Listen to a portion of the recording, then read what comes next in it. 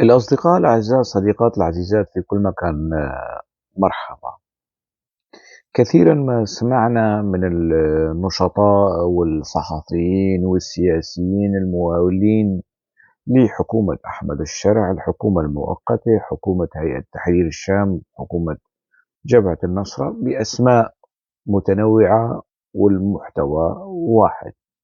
كثيرا ما سمعنا أنه طولوا بالكم شوي، الموضوع يعني ما بيتاخد بهالاستعجال، لا تتخذوا مواقف سلبية وناقدة وحادة من حكومة أحمد الشرع.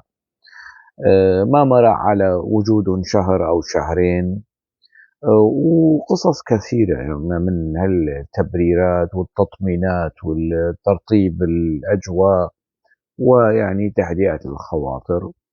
طبعا هذا كلام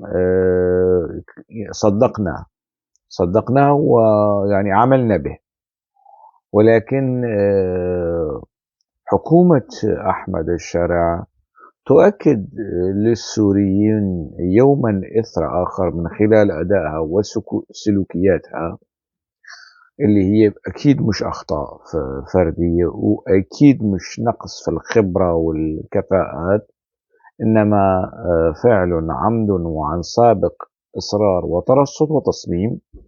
هذه ال الحكومة تقول لنا كم أنتم بسطاء وسذج، وبتصدقوا كتير نشطائنا والإعلاميين تبعنا على الفيسبوك وكذا، وبتصدقوا فيصل القاسم وشلته واللي بيطبلوا بيزمروا آه، لحكومة أحمد الشرع.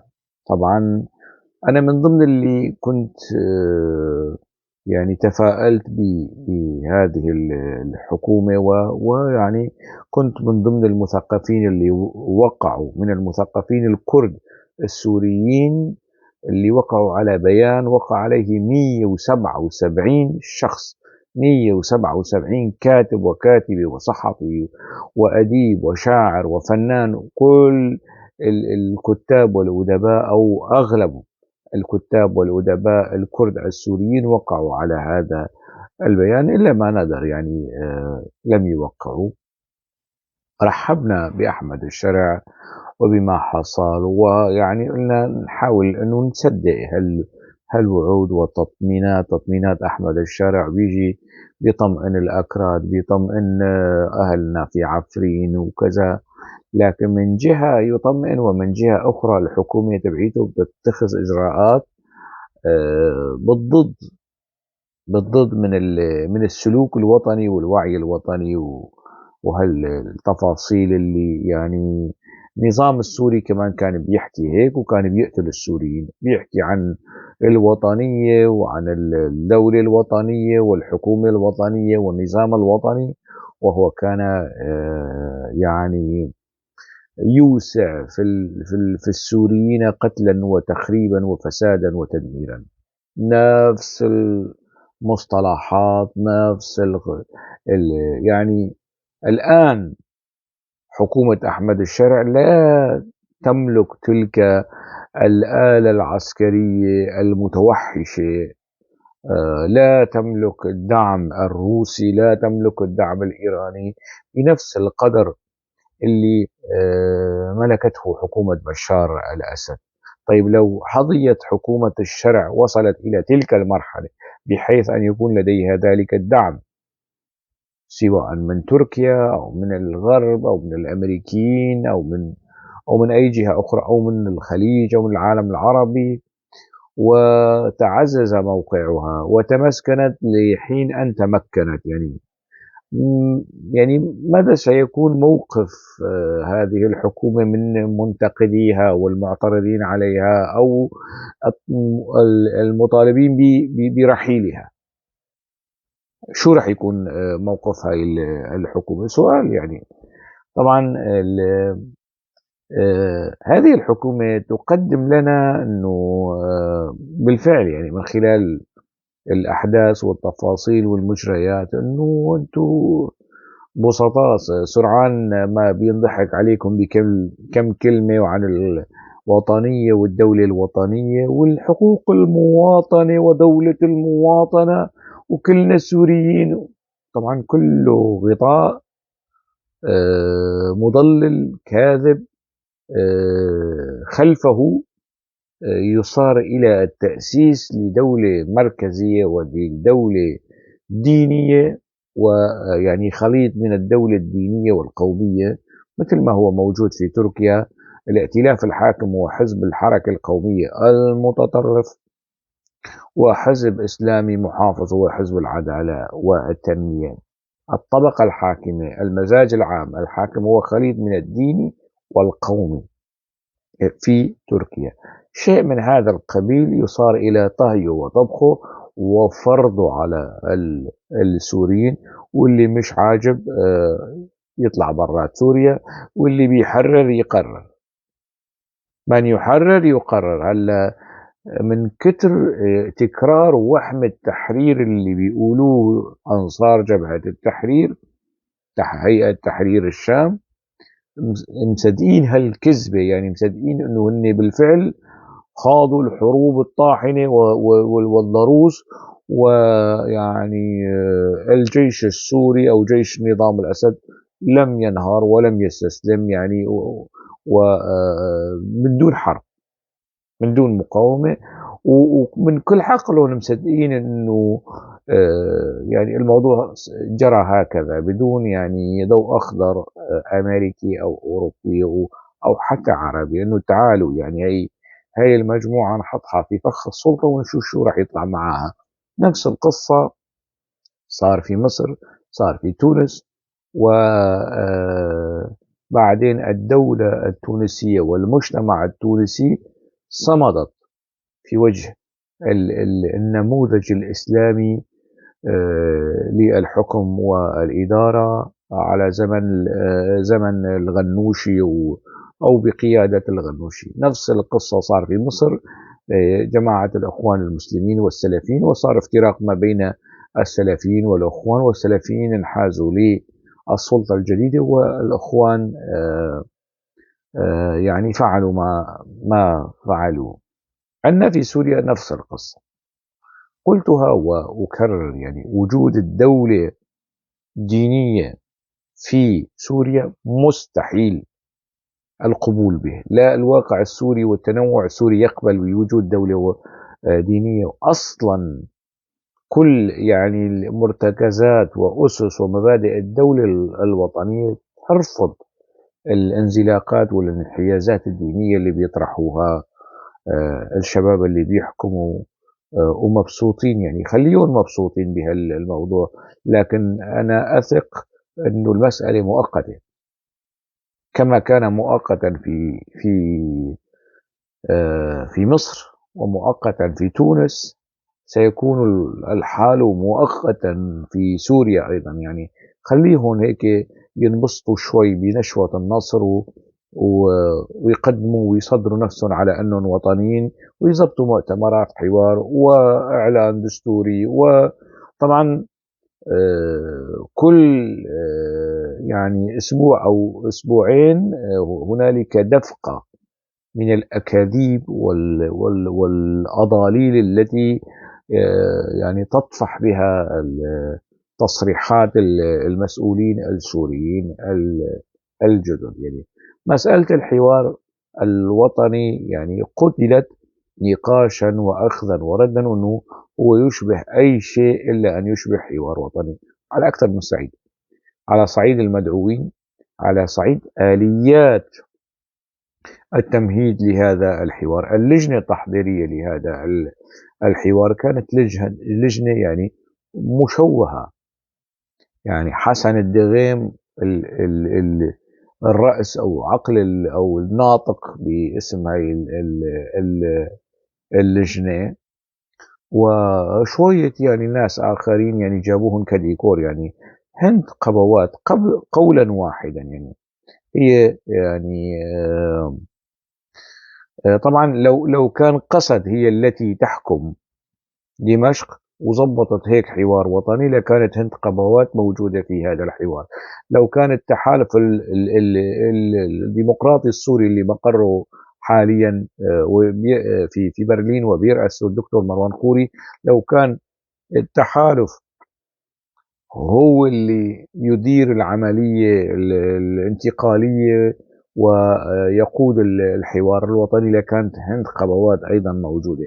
في اثنين بيتواجدوا في كل الأمكنة، بيتواجدوا مع قسد، بيتواجدوا مع الائتلاف، بيتواجدوا مع التحالف، بيتواجدوا مع هيئة تحرير الشام، بيتواجدوا في كل الأماكن. موفق نيربية ويعني هند قبوات كتير وطنيين، يعني بينسجموا مع كل هذه الطوائف، منتمين لليسار لليمين للليبراليين للقوميين للإسلاميين للمسيحيين للكل. عندهم هالحس الوطني والانتماء الوطني لكل هذه الجماعات المتناقضة المختلفة بعضها عن بعض. المهم اللجنة التحضيرية كانت لجنة مشوهة، لجنة الحوار الوطني. المدعوين من الأسماء، أنا تقريبا شفت الأسماء اللي كلهم اللي نشرته أو نشره موقع زمان الوصل، يعني 3 أو 4 من عائلة الدغيم كانوا موجودين هنيك، من ضمنهم الشاعر أنس الدغيم ويمكن عبد العزيز الدغيم وأكثر من شخص. الآن يعني المواقع تتداول أيضا أنه ابن الدغيم أو الدغيم توسط لأنه يكون ابنه ضمن الطاقم الإعلامي أو المسؤول الإعلامي في القصر الجمهوري. مش مشكلة، خلي يعني يبقى له كم شهر، سنة، سنتين، يعني مش مشكلة. فالموضوع كله على بعضه يعني بعدين سيصار إلى الكشف عن الفساد. يعني هؤلاء ال500 600 شخص الذين أو ربما أكثر أو أقل، يعني تمت دعوتهم والمصاريف والنفقات والحجوزات والقصصي مشان هال5 ساعات. يعني ميزانية الدولة أو الحكومة الانتقالية المرهقة أصلا والضعيفة أصلا، يعني ماذا تكلفت مشان يطلع هذا الوليد المشوه اللي يسموه مؤتمر حوار وطني. طبعا عندما كان يعني تتوجه إلى هذا المؤتمر في مراحله التحضيرية وجلسته المسرحية، يعني كثيرا ما كنا نسمع من حسن الدغيم ومن غيره انه يا اخي هو مجرد مؤتمر لتبادل الاراء، لا يقرر شيء، لا يقرر دستور، لا، يعني موضوع عبارة عن قاعدة نقاش. طبعا هذا كان كذب لخفض مستوى الانتقاد وطمأنة السوريين وطمأنة حتى الجهات الغربية اللي سجلت اعتراضات على هذا المؤتمر، انه لا، يعني هذا مؤتمر فقط للتكنوقراط مش مؤتمر كتل سياسية، مش مؤتمر أفراد ونخب ومثقفين وشعراء وأدباء والقصص. هلا فهمنا أنس الدغيم شاعر على راسنا وعيننا. طبعا عبد العزيز التمو شاعر؟ لا. أديب؟ لا. صحفي؟ لا. شو يعني شو صفته؟ يعني صفته الوحيدة أنه عميل للمخابرات التركية، مساوي شي شغلة بتركيا اسمها رابطة المستقلين الكرد، ويعني رديف مصطفى. شو صفته؟ رديف مصطفى. أنا أقولها وشفتها بعيني، ما حدا قال لي. أحد الأصدقاء المحامين أرى يعني وهذا الكلام ب 2008 2009 هيك أو 2007 2008 في دمشق، ملفات قضية من ضمن المعتقلين فيها رديف مصطفى، قضية جنائية، وراح أحكي شوي تفاصيل عنها. عائلة معروفة وغنية وكذا، وهي عائلة كردية. أحد أبنائها يعني حكم عليه بالإعدام شرقا. فالعائلة توسطت لدى رديف مصطفى، أو رديف مصطفى أقنعهم أنه لديه اتصالات بالقصر الجمهوري، جاب لهم عفو خاص من بشار الأسد، موقع من بشار الأسد ومختوم وكذا والقصصي، على أساس أنه رديف مصطفى تواصل مع ضباط في القصر الجمهوري حصل على هذا العفو الخاص. واتضح فيما بعد أنه الموضوع كله مزور. وأخذ رديف مصطفى في ذلك الحين 1,000,000 ليرة سورية. وقت الدولار كان بيساوي 50 ليرة هيك شيء. أنا عم بحكي عن 2007 و2008 جرى اعتقال رديف مصطفى. في أثناء التحقيق مع رديف مصطفى في هذا الخصوص، رديف مصطفى، وهي أنا شفتها باللغة العربية وبخط اليد وبتوقيع رديف مصطفى على أقواله، بيحكي رديف مصطفى ماذا يقول؟ أنه إنسان وطني على علاقة مع أمن الدولة في كوباني، في عين العرب وكوباني، وهو دائما ينقل أخبار النشاطات للدولة، وهو مواطن شريف ونزيه. وعندما ذهب إلى تركيا لحضور نشاطات تتعلق بحقوق الإنسان أتى وقدم تقريره للسلطة. الرجل من خلال أقواله في الدعوة اللي أنا حكيت عنها بيحكي عن طبيعة علاقته مع المؤسسة الأمنية والدوائر الأمنية في كوباني، بيحكي عن إخلاصه وارتباطه بالأمن ككتيب تقارير. رديف مصطفى أنا شفتها بعيني، وفي صديق آخر محامي موجود في الإدارة الذاتية الآن، أنا شفت الموضوع في مكتبه. هو أرجاني قال لي تعال يا هوشن شوف رديف مصطفى شو قايل في هذا التحقيق، وكيف عم يمدح طبيعة علاقته مع النظام السوري.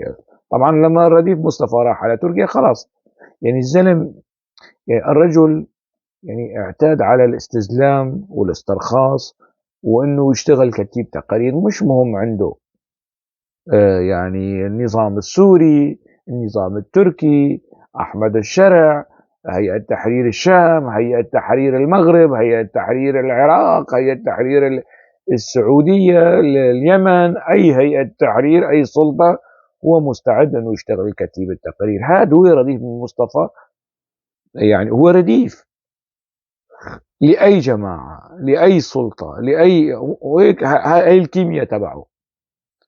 فعلى أي أساس جايبينه على الحوار الوطني؟ طبعا هذا رديف مصطفى وكثيرين وآخرين هم ترشيحات الاستخبارات التركية مشان يحضروا هذا المؤتمر. بعدين رديف مصطفى صار وزير، وصار وزير لشو؟ لشؤون الإدارة المحلية، مشان يكون في مواجهة قسد فيما يتعلق ب يعني المفاوضات حول إقرار الإدارة الذاتية الديمقراطية، أو وضعها بشكل قانوني، أو توسيع صلاحيات الإدارة المحلية لكي تشبه صلاحيات الإدارة الذاتية الديمقراطية لكن بمسمى آخر، مشان يحطوا رديف مصطفى في مواجهة مظلوم عبده. أنا بعرف الاستخبارات التركية كيف تشتغل في هذا الخصوص، وطبعا حكومة الشرع والدغيم وكل القصة هن أدوات تنفيذية فقط للمصالح والسياسات التركية داخل سوريا.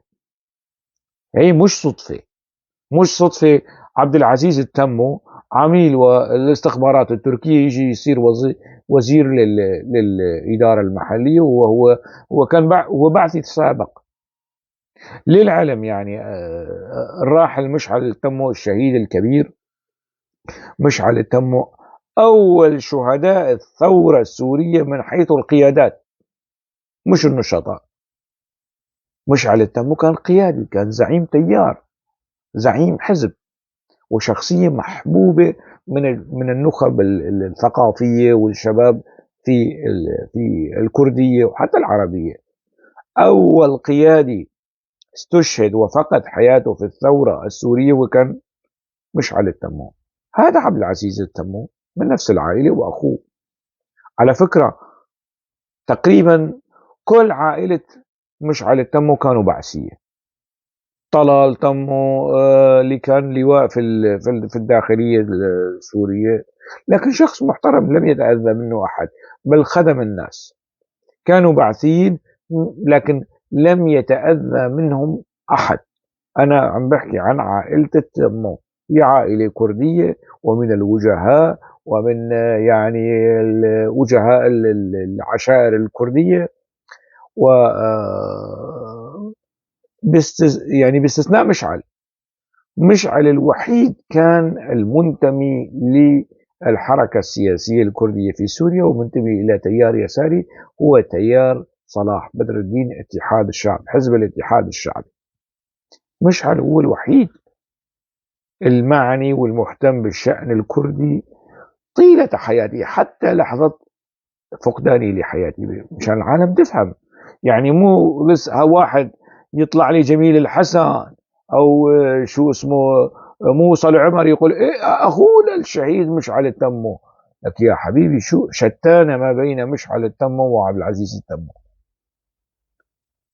ما تعمل لي إياها يعني متاجرة وكذا. يعني البعض ربما يتوهم بهذا الخصوص. فعبد العزيز التمو كان من ضمن المدعوين لهذا المؤتمر، وكل الكلام الذي قيل عن المؤتمر أنه مؤتمر تشاوري والنخب ومثقفين وشعراء كذب. ولا مثقف كردي يعتد به ومعروف ومحقق ومشهور تمت دعوته، ولا شاعر كردي معروف ومحقق تمت دعوته، ولا باحث كردي محترم مشهود له تمت دعوته لهذا المؤتمر. دعوا مهند القاطع. إيه طيب مش مشكلة، ادعوا مهند القاطع، لكن ادعوا يعني وجهوا الدعوة لناس تانيين أكفاء باحثين أدباء صحفيين. لا أنا ذكرت أنه أنا سأرفض على الصعيد الشخصي. أنا لن أتجه إلى هكذا مؤتمر ما لم ترشحني النخب الكردية والحركة السياسية الكردية. أنا لن أذهب إلى هكذا مؤتمرات بتزكية من يعني جماعة بتزكية بشكل مباشر أو من غير مباشر من تركيا أبدا. قلتها قبل المؤتمر وأكرر والفيديوهات موجودة يعني. فيطلع لي حسن الدغيم التكنوقراط والأكاديميين والباحثين، أنت هل دعيت سربس نبي الدكتور سربس نبي؟ لا، لأنه سربس نبي يشكل لهم غصة، يشكل لهم قلق. هل دعيتم هوشانغ أوسي ولو لرفع العتب؟ لا، لأنه هوشانغ أوسي يشكل لهم قلق، يشكل لهم غصة، يشكل لهم شوكة في حلق وفي أذن وفي عين كمان. هذا العلم اللي 100 مرة صاروا بيحكوا لي ليش عم تحط العلم. صدقوني يعني يا أخوة يا أعزاء يا سوريين، بس أشوف هيك بشي مرة بشي مناسبة علم بهذا الحجم، علم السوري، علم الاستقلال، والله لجيبه ولجيب العلم السرياني كمان أحطه هون. يعني أنا أحمل الجنسية البلجيكية لسه ما شفت علم. لعبيلكم هون أعلام، مش قضية أنه والله تفضيل وكذا. هذا علم أفتخر به يعني، علم كردي، علم كردستاني. هذا العلم يفتخر به العرب. دولة مثل العراق لا تعترض على هذا العلم وتعترف بهذا العلم. أنتوا ليش تعترضوا على هالموضوع؟ دولة تركيا زعيمكم المفدى أردوغان بيقعد وخلفه هذا العلم. أورجيكم صور أردوغان وخلفه هذا العلم. استحوا استحوا شوي وبطلوا هاي العنصرية والفاشية والكراهية ضد هذا العلم وأصحاب هذا العلم. يعني فالمشكل مش في العلم، يعني المشكل في وعي العفن النتن اللي هو خطير من الخليط من البعثية والطائفية المقيتة، يعني الطائفية السنية أنا أقصد طبعا. يعني ف ما أقصده أنه المؤتمر الوطني اللي كان على أساس تشاوري، لا طلع مش تشاوري، طلع أنه بناء على توصيات هذا المؤتمر ومقترحات وقرارات بناء على هذا المؤتمر جرى يعني طبخ وطهي لجنة إعلان دستوري. بدهم يكتبوا إعلان دستوري كمان بناء على هذا المؤتمر المشوه اللي اعترض عليه الآلاف من السوريين. الآلاف اعترضوا على هذا المؤتمر يعني. لكن الآن صار عندنا كان عندنا لجنة تحضير لمؤتمر حوار وطني، صار المؤتمر هلا لجنة إعلان دستوري وراح يطالعوا الإعلان الدستوري والسر يعني الموضوع إنه جاهز وحاضر والقصص هي كلياتها، وسيفرض على السوريين، وجرعة الغضب السوريين ستزداد وجرعة رفض السوريين ستزداد. نحن ما بدنا دستور البعث وإعادة إنتاج لدستور 2012 بتظبيطات صغيرة وطفيفة، يعني لا تكاد تذكر. يعني راح يصير هذا الشيء، والموجودين في اللجنة الدستورية بيقدموا نفسهم على أساس خبراء في القانون وخبراء في الفقه الدستوري وفقه التعاملات القانونية ما بين السلطات وبين المجتمع والدولة والقصص هيك. سيصار إلى طهي والدستور مطهي جاهز بناء على اللجنة الدستورية راح تطالع هذا الإعلان الدستوري، وبعدين دستور بيشبه هذا الإعلان الدستوري، وكل هالفزلكات تتابعا، واللي يحرر يقرر واللي يخرجني يفرجني، مثل ما يعني شفنا بفيلم اللي يحرر يقرر، واللي مش عاجبه يشرب من البحر الميت. هذا سلوك لا يعني ما له اصلا ما له ديمقراطي، والسلوك الغير الديمقراطي بكل تاكيد هو سلوك غير وطني، يعني هو سلوك اقصائي ديكتاتوري فاشي طائفي. المهم شو كمان يعني شكلوا وزارة أحمد الشرع بناء على مقتضيات المصلحة العامة. ما في حدا يقول له يعني أنه يا أخي أنت شو جايب هذا عبد العزيز التمو فرضته وزير يعني علينا. أقله يعني الصديق عمر الشيخ إبراهيم بما أنه له علاقة مع هاي السلطة وهو ابن المنطقة، يا أخي قل له أنه نحن بنعرف عبد العزيز التمو، يعني هذا منبوذ، هذا نكرة. الشيباني مش أنت ابن القامش لي يا شيباني، نخلي يعني تحية للصديق العزيز الزميل عمر شيخ إبراهيم، نخليه يعني على جنب. شو اسمه الشيباني وزير الخارجية اللي صار رئيس مجلس وزراء، يا ولا أنت ما تعرف أنه هذا عبد العزيز التمور شخص تعمل سيرش شوي يا حضرة فخامة دولة رئيس الوزراء. يعني رحبنا بتصريحات أحمد الشرع لما حكى وطمن الأكراد وكذا في الفيديو المشهور مع الصديق عمر شيخ إبراهيم، ورحبنا بالتغريدة اللي كتبها الشيباني على التويتر انه شيء ايجابي وحلو كذا. بس ما تطلعوا مثل النظام السوري وتحيدوا الاكراد وتطمنوهم بكم كلام حلو مثل ما كان بيساوي بشار الاسد، تحيدوهم وتجيبوا هاي جبنا لكم عبد العزيز التمو. يعني هلا لا يوجد مجال للمقارنة، يعني نظام الأسد كان بيستخدم عمر أوسي، وعبد العزيز ونظام أحمد الشرخ أحمد الشرع بيستخدم عبد العزيز التمو، وشتان ما بين عمر أوسي وعبد العزيز التمو. عمر أوسي كان منتسب لحزب كردي، عبد العزيز تمو كان منتسب لحزب بعثي، حزب البعث. عبد العزيز التمو ويشتغل مع المخابرات التركية، عمر أوسي كان ضد المخابرات التركية. فشتان ما بين الاثنين على الصعيد الثقافي، على الصعيد السياسي، على الصعيد الوطني، على الصعيد الكردي. لكن مع ذلك يعني حكومة بشار الأسد كانت تستخدم عمر أوسي، الآن حكومة أحمد الشرع تستخدم عبد العزيز التمو اللي على شاكلة عبد العزيز التمو. يا ريت حكومة الشرع كانت تروح تستشير شوي، يعني تاخذ من خبرة عمر أوسي أحسن ما تاخذ من خبرة عبد العزيز التمو اللي ما عنده خبرة أبدا، لا هو ولا رديف مصطفى. هلا بيشيلوا عبد العزيز التمو ويحطوا رديف مصطفى، نفس الطينة، نفس القصة. فهون لهيك عم أقول إنه مسألة إعادة إنتاج نظام البعث، وهي كارثة.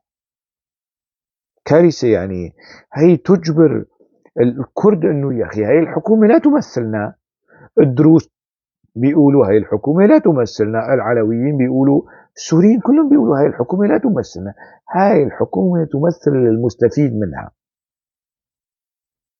طبعا هنالك من كل ملة، من كل قومية، من كل مكون عبد العزيز تمو تبعهم. الدروز عندهم عبد العزيز التمو اللي هو فيصل القاسم شوي، يعني طبعا مقام فيصل القاسم أعلى من مقام عبد العزيز التمو شهرة وسلوكا وأداء وخبرة والقصص هي كلها.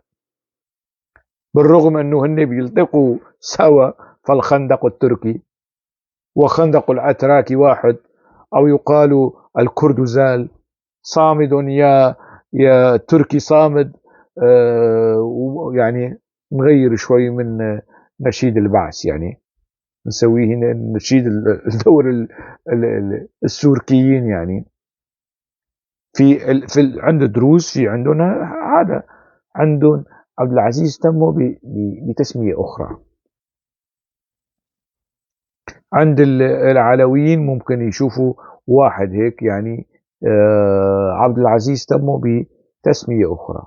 عند المسيحيين والسريان ممكن يشوفوا يلاقوا لهم شيء واحد هيك مثل عبد العزيز التمو بتسمية أخرى، وهكذا بيزبطوا هيك خلطة من المكونات انه ما تحكوا اي موجودين.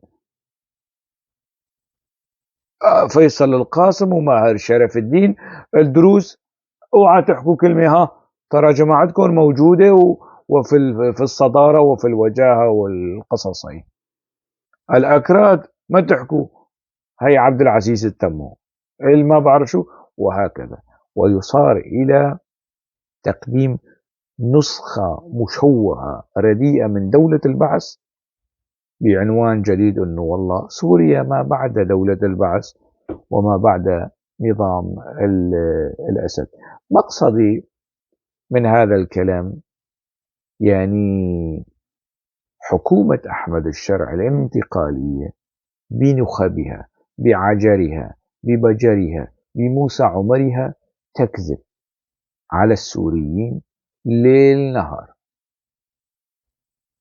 في الحوار الوطني، في لجنة الإعلان الدستوري، في ترتيبات الدولة، فيما يتعلق بتأسيس لجيش وطني، فيما يتعلق بالاستعداء وشيطنة قسد والأكراد ككل بحجة محاربة قسد. كل هذه القصص هي يعني غيض من فيض أكاذيب حكومة الشرع مع الأسف الشديد.